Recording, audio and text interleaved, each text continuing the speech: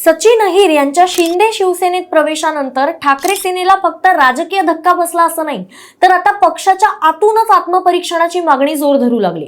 विशेष म्हणजे विरोधक नव्हे तर ठाकरे गटाचेच मोठे नेते आता पक्षाच्या कारकिर्दीवरती प्रश्नचिन्ह उपस्थित करतायत। संजय राऊत म्हणतात पक्षाने आत्मपरीक्षण करायला हवं, तर सुषमा अंधारे म्हणतायत की आता तरी जुन्या शिवसैनिकांना पद द्या। आणि दुसरीकडे राज ठाकरे महाराष्ट्राच्या राजकारणावरती मोठं भाष्य करत म्हणतायत बिहार आणि बंगालमध्ये जे घडलं होतं तेच आता महाराष्ट्रात पुन्हा घडतंय। म्हणजे आता प्रश्न फक्त सचिन अहिर गेले यापुरता राहिलेला नाहीये। प्रश्न असा आहे की ठाकरे सेनेत नेमकं चुकतंय कुठे, आणि याच बाबत आपण आता चर्चा करूया। पण सुरू करण्याआधी आमच्या चॅनलला नवीन आला असाल तर सबस्क्राइब करा आणि माझा हा व्हिडिओ आवडला तर लाईक शेअर कमेंट करायला विसरू नका। सगळ्यात आधी सचिन अहिर यांच्या जाण्याचं महत्त्व समजून घेऊ।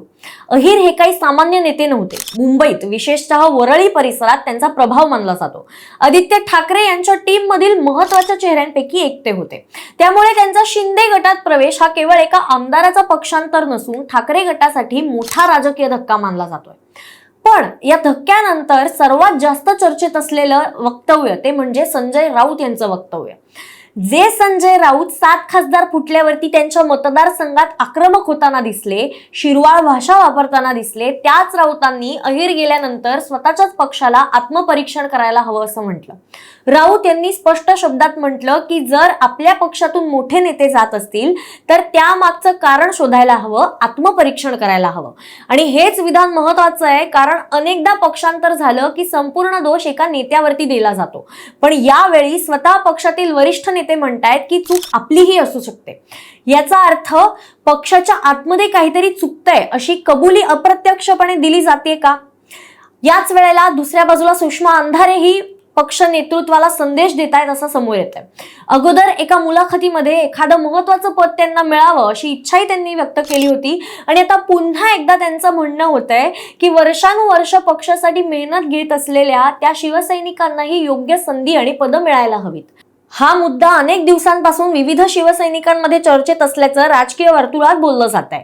म्हणजे पक्षात मेहनत करणाऱ्यांना योग्य सन्मान मिळतोय का हा प्रश्न आता घरातूनच विचारला जातोय। आणि आता जाऊया राज ठाकरे यांच्या वक्तव्याकडे। राज ठाकरे असं म्हणाले की बिहार आणि बंगालमध्ये जे होतंय तेच आता महाराष्ट्रात होतंय। त्यांचा रोख नेमका कोणाकडे होता? तर राज ठाकरे यांचा मुद्दा असा होता की आजकाल विचारधारेपेक्षा नेत्यांचे स्थलांतर, पक्षफोड आणि राजकीय व्यवस्थापन यालाच जास्त महत्त्व मिळतंय, आणि सत्तेच्या पक्षफुटीमुळे मतदारांचाही राजकारणावरचा विश्वास कमी होऊ शकतो। पण या चर्चेत आणखीन एक महत्त्वाचा मुद्दा पुढे होतो, तो म्हणजे आज भाजपावरती विरोधक सतत आरोप करतायत की ते इतर पक्षातील नेते घेत आहेत। पण खरा प्रश्न असा आहे की याचा फटका भाजपालाही भविष्यात बसू शकतो का? कारण जर प्रत्येक निवडणुकीत बाहेरचे नेते मोठ्या प्रमाणावरती पक्षात येत राहतील तर अनेक वर्षांपासून पक्षासाठी जे काम करतायत ते मूळ कार्यकर्ते त्यांच्यामध्ये नाराजगी निर्माण होऊ शकते।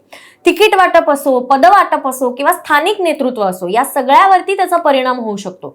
म्हणूनच काही राजकीय विश्लेषकांचं मत आहे की पक्षफोडीचं राजकारण हे अल्पकालीन फायदा देऊ शकतं, पण दीर्घकालीन संघटनात्मक आव्हानही निर्माण करू शकतं। आता पुन्हा एकदा ठाकरे सेनेकडे येऊया। 2022 मध्ये मोठी फूट झाली, त्यानंतर अनेक आमदार, खासदार, नगरसेवक आणि स्थानिक नेते पक्ष सोडून गेले, आणि आता सचिन अहिर यांच्यासारखा वरिष्ठ नेता गेला, आणि त्यानंतर पक्षातीलच नेत्यांनी आत्मपरीक्षणाची भाषा सुरू केली। याचा अर्थ नेतृत्वापर्यंत काही संदेश पोहोचवण्याचा प्रयत्न होतोय का, की आगामी निवडणुका आणि भविष्यातील राजकारण लक्षात घेऊन पक्षात मोठे बदल होणार असाही प्रश्न आता निर्माण झालाय। आता एक गोष्ट स्पष्ट आहे, सचिन अहिर यांच्या जाण्यापेक्षा जास्त चर्चा आहे ते म्हणजे पक्षाच्या आतून येणाऱ्या प्रतिक्रियांबाबत। कारण जेव्हा विरोधक टीका करतात ते वेगळं, पण जेव्हा स्वतःचेच नेते म्हणू लागतात आत्मपरीक्षण करा, कार्यकर्त्यांना न्याय द्या, तेव्हा या चर्चांना आणखीन महत्त्व प्राप्त होतं। आता पाहायचं एकच आहे की उद्धव ठाकरे या संदेशांकडे केवळ प्रतिक्रिया म्हणून पाहतात की पक्ष संघटनेत काही मोठे बदल करून त्यांचं उत्तरही देतात। तुम्हाला याबद्दल काय वाटतं? तुमचं मत कमेंट्समध्ये नक्की सांगा।